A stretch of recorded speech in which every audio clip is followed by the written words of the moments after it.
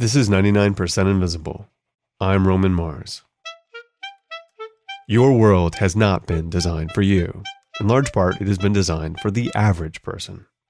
Throughout your education, you've been given standardized tests and been graded by how well you perform compared to the average.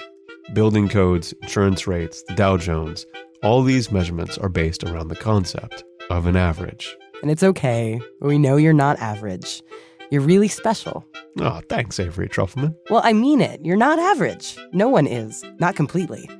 But the concept of average affects us all. Everything seemed to be based around this reference point of average. And obviously, everything about society is built this way, but I'd never really thought of it until I dug into this new science that I'm a part of. This is Todd Rose. My name is Todd Rose. I am the director of the Mind, Brain, and Education program at the Harvard Graduate School of Education. He's also the author of the book, The End of Average. But to get to that, first we have to start with the beginning of average. Because it wasn't always a thing. The concept of average, as we know it, was pioneered by a Belgian mathematician and astronomer named Adolphe Quetelet. So Quetelet is the person who actually coins the term the average man. And he is, in like the 1830s, he is actually an astronomer in Belgium.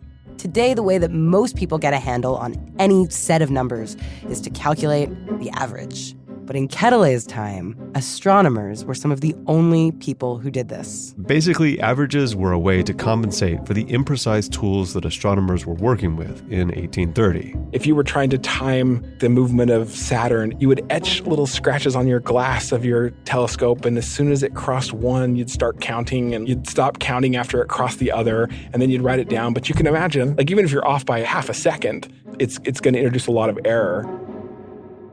And so they realized if they wanted to make sense of taming the heavens, they needed more precision in their estimates. And they realized that if you had, say, 10 measurements, and they were all slightly different, if you added them together and divided them by 10, you'd get a better approximation of the true measurement. If you just average together our measurements, you're way more likely to be closer to the truth, right? And you end up getting kind of a bell curve of measurement errors. Quetelet was the first to take this tool of astronomers and apply it to people.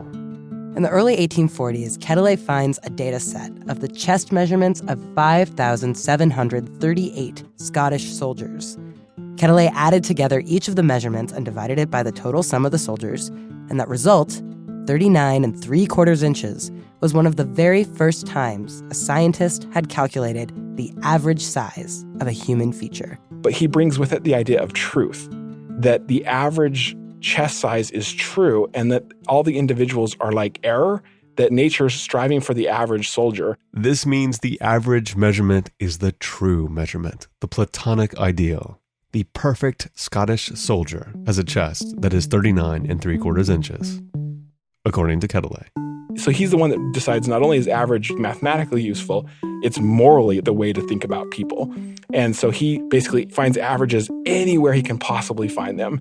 And he just has like a field day. He measures all kinds of other people and averages them. He creates something called the Quetelet Index for measuring ratios of average height and average weight.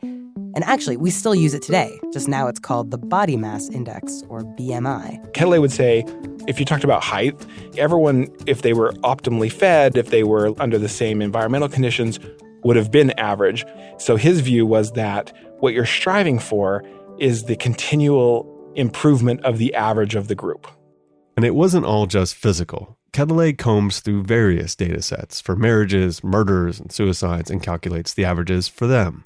He figures out there's such a thing as a normal suicide rate, which is really, really bizarre at the time, almost scandalous. Nowadays, when we're so used to the stability of big, massive amounts of data, that it's hard to put yourself in their shoes. But like back then, they really thought that something like, say, suicide was such a personal decision that there couldn't possibly be any pattern there. But suddenly there were patterns of body size, of intelligence, of birth, of death. People became statistics. Their behavior starts to become predictable. Suddenly, human life went by the numbers. So obviously, the first interpretation is, well, wait a minute, maybe there's no free will, right? Maybe there's laws of society just like there's laws of physics. And so that kickstarted a whole bunch of people like Karl Marx, who loved Quetelet. And Quetelet becomes a huge star. In his time, Quetelet was up there with the likes of Sir Isaac Newton. His science of averages was this remarkable cutting-edge way to assess the health, wellness, and progress of populations. He's really active in the 1820s, 1830s, 1840s, all the way into like the 50s and 60s. And the 1860s brings us to the U.S. Civil War and to another superfan of Quetelet's science of averages, Abraham Lincoln. When the Civil War is going in the North, Lincoln actually decides, they're kind of getting their butt kicked, frankly. In large part because this war had gotten so huge and unwieldy, Lincoln doesn't really have a handle on the Northern Army. And he's like, look, we don't even know who our soldiers are. We don't know how well fed they are. We don't know what kind of armor they need. We don't know anything about them. Lincoln decided that the Union Army needed more information about its soldiers in order to best distribute resources. So he ordered this enormous study to assess the Union Army physically, medically, and mentally. And then, in explicit obedience to Quetelet's new science, averages were calculated and reported. They actually say, basically, we're following the father of this new field, Quetelet. These freshly calculated averages informed the distributions of food rations and the design of weapons. For example, if you were going to create muskets, well, how far is the trigger? And you could actually calculate average reach for a soldier. This also affected military uniforms, which used to be all custom sewn. But in the Civil War, so many people had to be outfitted that custom uniforms would be impossibly expensive. So the uniforms had to be mass produced. But they couldn't be just all one big floppy size. And so now they're realizing, if we break it into subtypes, like there's a large, and this is what we mean by it. This big of a torso, this broad of shoulders, small, medium, large. That's going to carry over into the way they think about the mass production of clothing. Yep. The sizes small, medium, and large, which might be on your t-shirt tag, those came out of this massive Civil War study. So you can thank Quetelet and Lincoln for that. This study in the Civil War was the basis for the American military's long-standing philosophy of standardized, average-based design. And that's going to become the fundamental design philosophy from the Civil War forward. So in 1926, when the Army was designing its first ever fighter plane cockpit, engineers measured the physical dimensions of hundreds of male pilots and used this data to standardize cockpit dimensions. Of course, the possibility of female pilots was never considered, of course. The size and shape of the seat, the distance to the pedals and the stick, the height of the windshield, even the shape of the flight helmets were all made to conform to the average 1920s male pilot, which changed the way the pilots were selected. You basically then select people that fit into that and then exclude people that don't. And this cockpit design worked okay, up to World War II. What happened was, though, is that in World War II, it became an Air Force war, right? That was the first time when the Air Force would be the determinant of who was going to win the war. And we absolutely ran out of pilots. The government recruited hundreds of new pilots and expanded military aviation. They spent a bunch of money on fancy new planes. Although the cockpits were still designed for the average 1920s male pilot. And this new big bad military force was going to fly the fastest and the highest and be the best. But that's not what happened. They actually had a pretty massive decline in performance, including just a rash of deaths. Pilots were dying all the time. Even after the war ended, just in training, they could not control their planes. It became kind of part of the culture of the Air Force where, hey, it's just really dangerous to fly. No one knew what was going on. Some people thought, well, these ain't propeller planes anymore. Maybe these new pilots just can't deal with the new aviation technology. And then they were like, well, maybe you got to train them better. And they did their better training programs, and that didn't work. After blaming the pilots, the training programs, and the technology, it finally dawns on them, what if it's the cockpit? Maybe it doesn't fit us anymore. Their first instinct is to think, we've just gotten bigger as a people, so the old average from 1922 is just too small, right? We're just bigger and badder, and let's build a better average. So in 1950, researchers at Wright Air Force Base in Ohio were tasked with finding this new average. And one of those researchers was a man named Gilbert S. Daniels.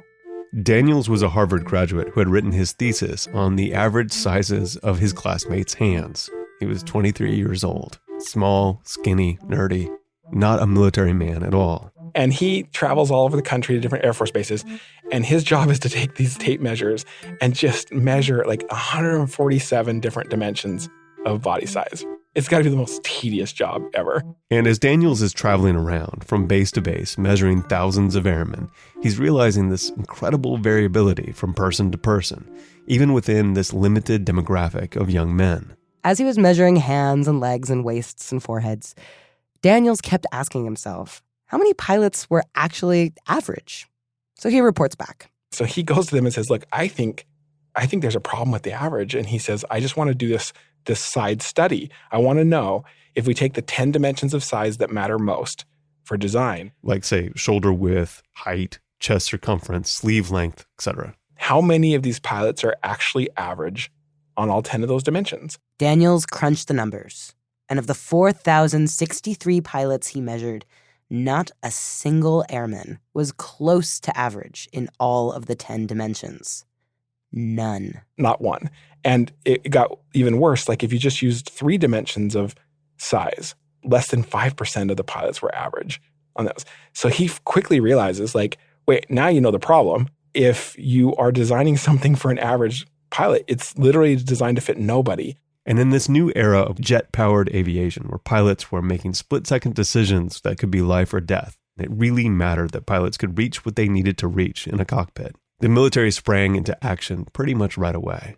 For the military to be willing to basically drop generations of design philosophy, right? Because it doesn't take them more than a few years to just be like, you can't design on average anymore. Air Force engineers and contractors designed adjustable foot pedals and adjustable helmet straps and flight suits and adjustable seats. You just can't believe that we were building planes with no adjustable seats. That's how much faith we had in the average person. Once all the adjustable elements and other design solutions were put into place, pilot performance soared. And of course, now we take this for granted, that equipment should fit a wide range of body sizes instead of standardized around one average. You wouldn't buy a car that didn't have adjustable seats, right? That's just crazy. And it seeps into there pretty quickly in terms of automobiles. And then you see, what's interesting is the whole idea of ergonomics, that all comes off of this period of time. World War II jumpstarts the science of ergonomics, which is not just for office chairs. Well, it's really the study of work is what you could boil it down to. But it really is a matter of matching people's capacities to the job. This is Professor Carissa Harris Adamson, director of the UCSF UC Berkeley Ergonomics Program. It's really important not to go with the average a lot of the time. If we want to incorporate, say, a handle into something, well, we'll look up the anthropometry data and make sure we identify the grip span that we think is best. Or if we're designing a crank and we want it to be at a certain height, then we will go back to the anthropometry data and figure out what makes the most sense to accommodate as much of the population as we can. Keeping in mind that in the U.S., most of the measurements we base our designs on still come from the U.S. Army. That's primarily the source that we use in, say, ergonomic books or when we're designing for the workplace. And what we found is that those numbers are actually all pretty representative today, except for weight and abdominal girth. Which is part of why the world is so hard for heavier people to navigate. The military might be considered a more fit population than the rest of us. So does this mean that military measurements affect the way our cars are designed? Absolutely.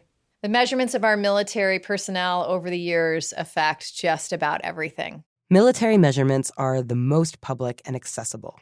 And they work okay.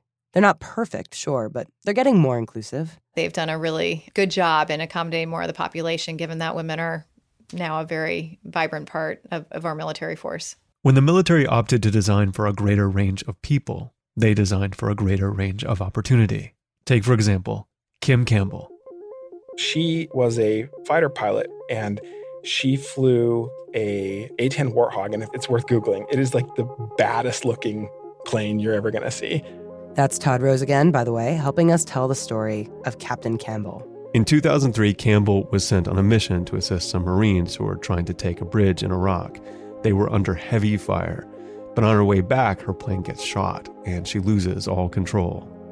She has the option to eject right there and save her life, but then the plane spirals into Baghdad and kills a bunch of innocent people. So she says, I'm not going to do that. She stabilizes it, which I don't even know how you do. And she flies back, and then she says, look, I think I can land this plane. And she lands the massive, damaged, uncontrollable plane. It's an incredible heroic feat, really unprecedented. So of course, Kim Campbell gets awards and distinctions, and she is someone who could have never been one of the best pilots in the world had the military not changed their design philosophy. She's the beneficiary of a cockpit that's flexibly designed because she's like 5'4" and rail thin and doesn't look anything remotely close to an average size pilot. When Kim gets into a cockpit, she has to put the seat all the way up and pull the pedals all the way out. But it fits. This idea of equal fit as the foundation for how we think about real opportunity in society, I think has serious consequences for the future of design. And this concept that fit makes opportunity, it's an important one for Todd, because he believes that we can design environments and equipment and even entire systems to accommodate more and more people. When we think about how we design environments, in a lot of fields, we've made some progress around accommodating wider ranges of people, but actually in things like education, we still actually design for this mythical average person under the assumption that if you design something that fit an average person, it would actually fit most people. By re-examining the concept of the average and acknowledging its limitations, we can maybe start to consider other ways of assessing and categorizing test scores or clothing sizes or wellness or happiness or worth. We can pave the way for more people who are outside of the average. Because, really, no one is average.